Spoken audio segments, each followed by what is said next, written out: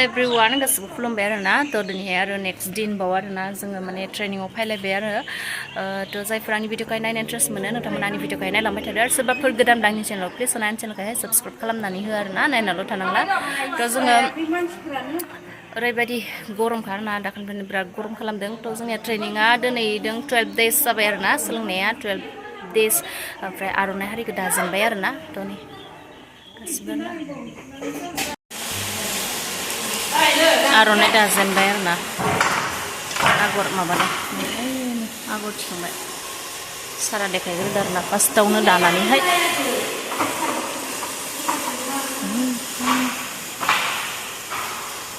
नायग्राफ्रा फुरा गिदिंबाय थायो आरोना बे आगरा बे मोनसे जाबाथाय बे मोनसे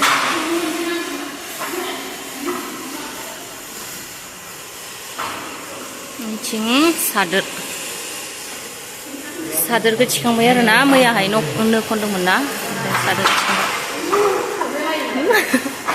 खारब्रे होलायलायदों दा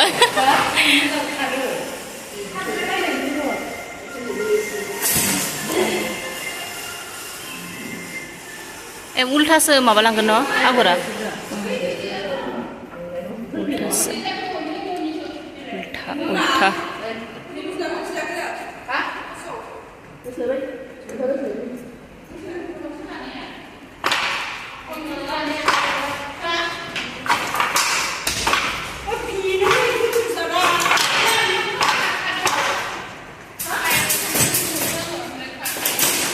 आगर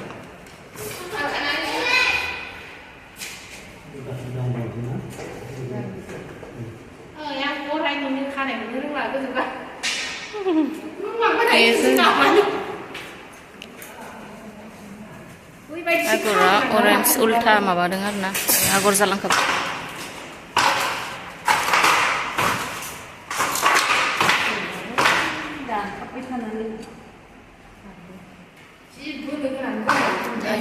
फारि ओमफ्रायथिं माबादो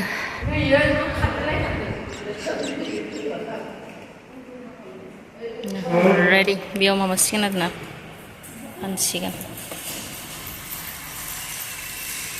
नै बेयाव फाननायाव नै बिक्स लोगो लानांगौ इमान बोलो गारो बियो दाखालिनियावथ' बा गाव हारसिंल' हादों होननाय बायदि गोलोम फुजोबखादों बियो हामबाय सन्जिनाया गांसे हाबानो दखानाव दिनहैदो दिनै मारगोन आङो माथो मोनथारदों जि बरिया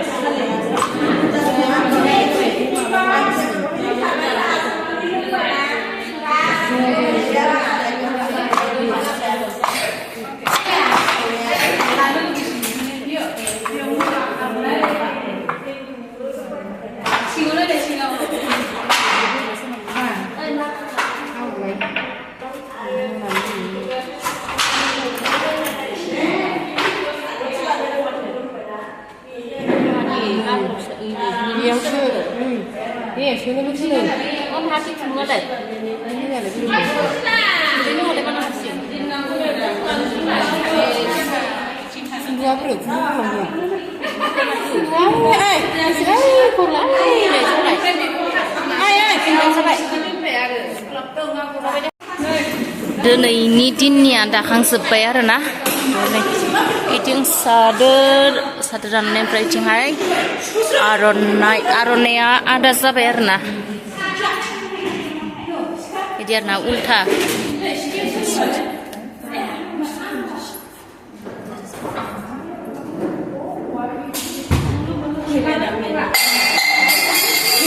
बापरे बाप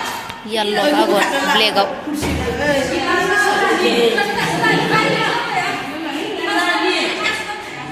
ना तो आगरा नै बिथिंनिफ्राय थाङो आरो तो दिनैनिया जाबाय आरो ना तो आरो गाबोन लायसै माबा खांजोब्बाय आरो ना दिनैनि ट्रेनिंआ जोंनिया माने 10टानिफ्राय 2टासो लायरे तो दायो जाय फाराफारि थांनायनिसै